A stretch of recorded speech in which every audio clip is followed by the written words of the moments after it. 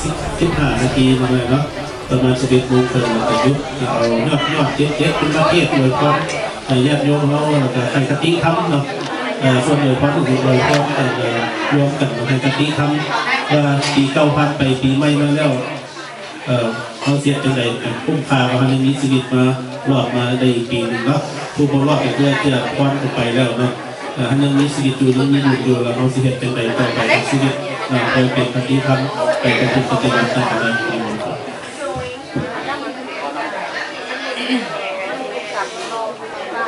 ใหญ่กว่าพวกเขาเนี่ยผมเอาทางนี้กับเก็บตักมา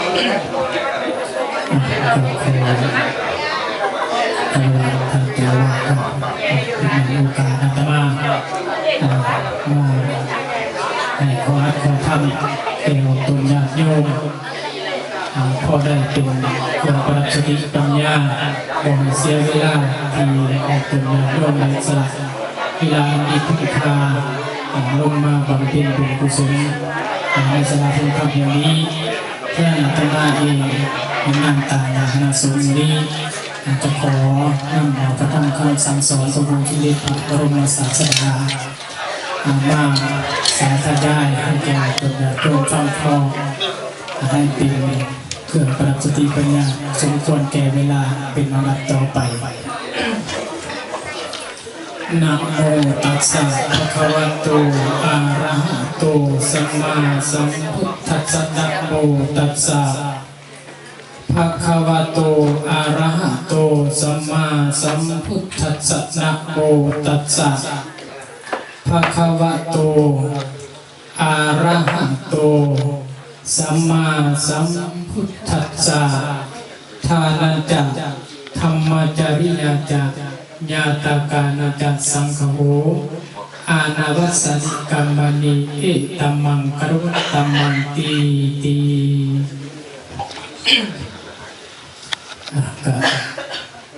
ก่อนอื่นขอนอบน้อมในองค์สมเด็จพระบรมศาสดาสัมมาสัมพุทธเจ้าผู้เป็นบิดาแห่งมนุษย์และเทวดาทั้งหลายก็ขอน้อมนมัสการทางเจ้าอาวาสและก็ขอคารวะพ่อแม่ครูบาอาจารย์พระเทระลูกเทระก็ขอเจริญพรเอาตุญาติโยมที่ได้มาร่วมบุญร่วมกุศลในตรงนี้มื้อนี้ทุกคนทุกทางก็เป็นนับต่อไปนี้อาตมาก็จะได้นำเอาพระธรรมคำสั่งสอน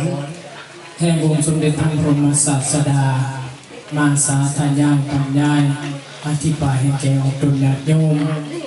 พอได้เข้าใจเล็กน้อยพอเป็นบุญเป็นกุศลเนื่องในวันขึ้นปีใหม่คริสตศักราช 2014 ประจำที่วัดพุทธกันติแห่งนี้ต่อไปก็ขอให้ออกตนญาติโยม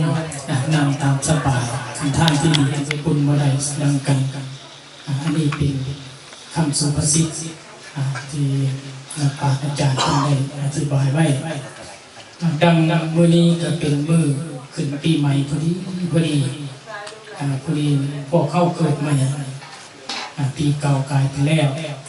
คริสต์สำหรับคริสตศักราช 2014 สำหรับพุทธศักราช 2556 สำหรับประเทศลาวเรายังดำเนินอยู่ยังเป็น 2516 อยู่สำหรับชาวไทยเป็นได้เปลี่ยนไปตามคริสตศักราชก็เป็นพ.ศ. 2557ฉะนั้นจังไรก็ตามอันนั้นเป็นเพียงความกำหนดหมายของมนุษย์เพื่อให้ความเข้าใจเพื่อให้เป็นระเบียบทางด้านสังคม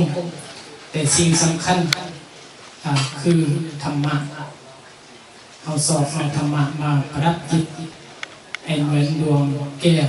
หรือว่าดวงไฟเมื่อเขามีไฟแสงสว่างไปทางใดกับสะดวกสบายกันดีอันเดียวกันถ้าเขามีธรรมะไปทางใดกับบุมีศัตรูหมู่มารมีแต่มิตรมีแต่สหายมีแต่เพื่อน มีแต่ผู้เคารพนับถือดังอาตมาได้ยกขอธรรมแห่งองค์เดชพระบรมศาสดาขึ้นมาเบื้องต้นว่าธรรมจากท่านั้นธรรมจากก็ท่านั้นจากธรรมจาริยาจากญาตการนั้นจากสังฆโหอนาวัสนิกัมมณีอิตมังกรวุตตมังท่านั้นจากก็คือการให้ทานดังพวกทานทั้งหลายได้มาเสียสละตะจุปัจจัยเครื่องกินของทานทั้งหลายมาให้ทานเพื่อเป็นเสบียงอาหารในวันข้างหน้าในชาตินี้ก็คือชาติหน้าธรรมจาริยาจากิริยาการใดที่ทางปฏิบัติให้เกิดความสงบสุขดังออกตุญญาโจมบางทานจำนวนหนึ่งไหนมากตั้งจิตอธิษฐานสู่สาธยายคุณพระพุทธเจ้าคุณพระธรรมเจ้าคุณพระสังฆเจ้าเมื่อคืนนี้โดยการนำผ้าของท่านพระอาจารย์บุญน้อมก็เป็นการทำมาจาริยาจะเป็นการทำดีแล้วสำหรับพวกทานทั้งหลายญาตการนั้นจะสังฆโหการบำรุงหรือว่าการ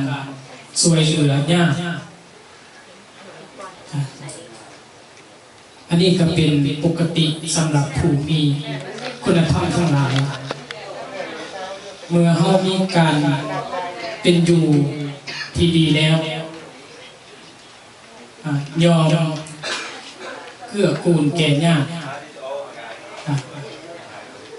ทั้งหลายอันนี้เป็นคุณธรรมมันยิ่งใหญ่เพราะว่าเป็นอย่างที่ว่าสั้นปัจจุบันนี้โลกมีความเจริญมีนักปราชญ์คนได้บอกว่าโลกมนุษย์เท่านี้สังคมมนุษย์เท่าถ้ามีความเจริญทางด้านวัตถุขึ้นไปยิ่งไกลไปเท่าใดความทุกข์ของมนุษย์ยิ่งเพิ่มทวีขึ้นเท่านั้นเป็นอย่างที่ว่ายิ่งเพิ่มทวีเพราะว่าสิ่งต้องการบ่มีความที่สิ้นสุดบ่มีที่สิ้นสุดเมื่อเฮานำความต้องการของเฮานี้ก็ก่อให้เฮาเกิดทุกข์หลายขึ้นผู้ทุกข์ลงผู้เจริญขึ้นผู้ห่างขึ้นเป็นอย่างที่ว่าห่างผู้ห่างสร้างวัตถุเทคโนโลยีขึ้นมาราคาเป็นล้าน2 ล้านอย่างผู้หาเช้ากินซ้ำที่มีปัญญาเสื่อมจากโบนี่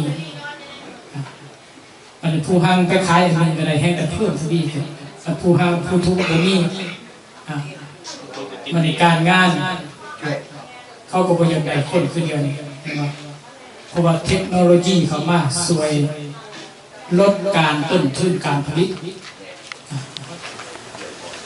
บ่ฟื้นดอกกฎระเบียบกฎหมายบ้านเมืองยกตัวอย่างง่ายๆคือบ่ไปฆ่ายาบ้าเอาง่ายๆซะฆ่ากัญชาที่ว่าผิดกฎหมายเรื่องเขาจะฆ่าจะได้เงินมากก็ได้แต่ว่าเงินนั่นโมเมนต์ของเขาใช้บ่เป็นประโยชน์ใช้บ่ได้ประโยชน์หลายเท่าที่เขาได้มาโดยความบริสุทธิ์คณะที่ผิดกฎหมายเจ้าหน้าที่บ้านเมืองเพิ่นจับจองเขาดูเขามีเงินหลายเขาไปซื้อนั่นซื้อนี่เพิ่นก็จับจองเขาว่าเจ้าใดมาจังซี่มาจองมาจีบเขาเพราะว่าเงินที่ว่าเขาได้มาโดยสะดวกสบายโดยง่ายจะเป็นอันตรายแก่ตัวเขาเองถ้าหากบ่มาเงินนั่นมาด้วยคุณธรรมมาด้วยความบริสุทธิ์แต่ว่าเขาได้มากกันนอนกลางคืนก็บ่หลับอยากเจ้าหน้าที่เนี่ยอยากมูมารักแน่อยากมูมาขาแน่หลายอะไรเนี่ยแต่ว่าถ้าเขาได้มากด้วยความบริสุทธิ์เช่นว่าเขาไปทำงานทุกมื้อแต่มา10-2 ชั่วโมงห้อย1-2ห้อยจะเป็นเงินเขาเองก็บ่ย่านถ้าอีว่าเจ้าสิมาพูดคนนั้นสิมาพูดคนนี้ตามต้นตามทำงานอันนี้จริงว่าพระพุทธเจ้า เป็นยังว่าการเงยแก้วดวงประเสริฐเกิดขอให้เกิดในจิตในใจของตนญาติโยมเรื่องในบุญปีใหม่แล้วก็เป็นชีวิตใหม่สมองเขาเกิดใหม่ผ่านไปแล้วปีนึงเกิดมาจะว่าผ่านพ้นไปจะว่าบอกง่ายๆบอกขี้ร้ายคือเขาบ่ตายอย่างปีผ่านมาแต่ว่าปีนี้ก็ยังบ่แน่เพราะว่าชีวิตบ่แน่นอนอาจารย์มื้อนี้นอกจากบุญปีใหม่แล้วก็ยังมีบุญประเพณีบุญประเพณีคือบุญคู่เขาแต่สมัยอาจารย์ยังน้อยอยู่บ้านอาจารย์เคยเห็นทีนึงหลังจากตีเขาแล้วเป็นคู่ก่อนสิเอาเกียรติมาคนนั้นคู่แล้วก็มีการทำพิธีแล้วก็เอาครูบามาสวดมาตักบาตรอันนั้นเป็นบุญคู่เขาแต่อาจจะมาที่เปลี่ยนไปน้อยหนึ่งเอาบุญคุ้นเขาจะดีกว่าเป็นยังจะว่าดีว่าเขานี่เรียกชีวิตเข้ามาคันเฮาบุญคุ้นเขาแสดงว่าเขาเป็นผู้กตัญญูกตเวทีคันบ่มีเขาเฮาก็บ่ใหญ่เป็นว่า